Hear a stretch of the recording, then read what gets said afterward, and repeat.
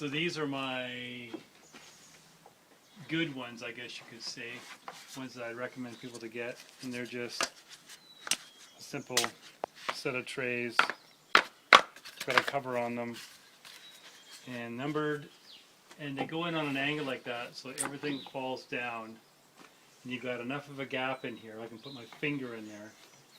You can also drill holes in the back. I've left gaps back here so bees will not take up any residence in there. If you have them too close, bees will actually go in there to nest. And you'll see later on in another open tray style, you'll see what happens. And then this is just a selection of old condos. These are just old ones that I've had for 20-25 years. I've just brought them with me when we've moved here, and I'm just sticking them up to just for the heck of it to see what I get. But up top, what I've got is my my nesting box where I put my cocoons in. In fact, you can see a female coming out of there right now. So there's a female mason bee, and there she is. And if you look at some of these cocoons, you'll actually see a hole in the cocoon where other ones have been chewing and have come through. So she's just come out today because it's a sunny day. You've got a little bit of rain here and there. So these are clean cocoons that I've done in my sand and tube method.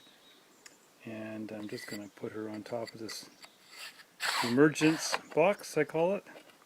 And what it is, they're inside this box, and when they're ready they can come out of this hole. And then she'll mate, and then hopefully if she wants she can come back up here and take up residence in one of these condos. So I put it right nearby. And so these are a variety of condos. There's some that are square by 16ths individually wrapped, and some are all put together with one big piece. In fact, this is an 11-inch one. These are the ones that I did on my research, which was 20 years ago now, and you can see the residue from when the bees were right at the back, filling them right up all the way. And then over here I've got, these are a 1/4 inch, and I've got square and round bottom ones. This was actually a part of an experiment I was doing with leafcutter bees, and I had them in different lengths, and I've just salvaged this to keep it going for different kinds of bees. Once again, they're numbered, and some of them are square and some are round because I don't really care.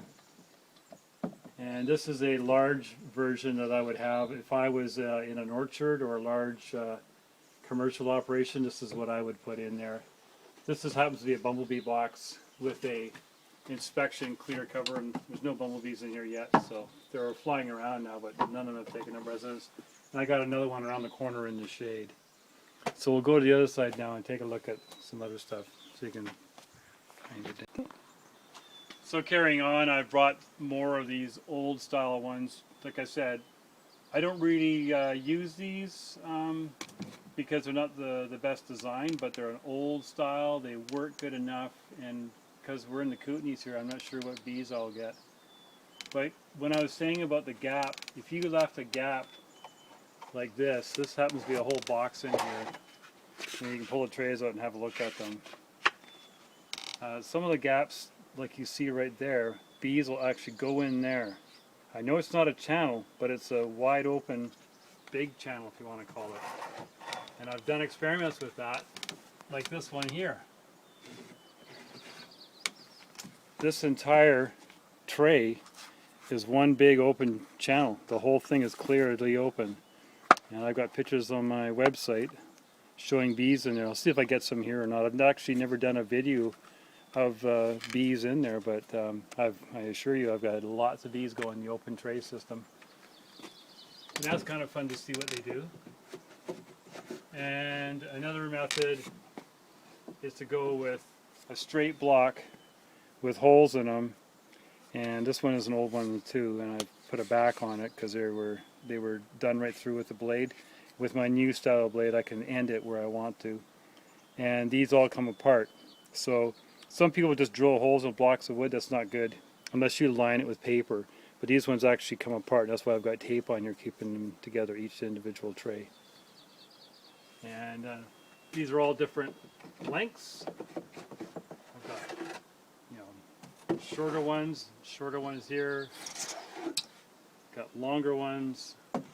Just random sizes of leftover boxes. These are just leftovers that I thought I would resurrect and keep them going. Some real shorties.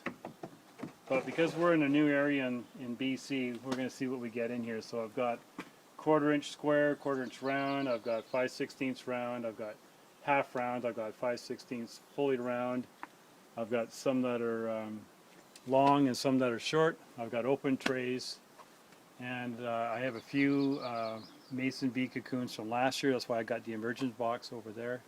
And this is a sunny wall here. And I've put them inside of a little box so that they're not going to get the worst of the heat on their sides.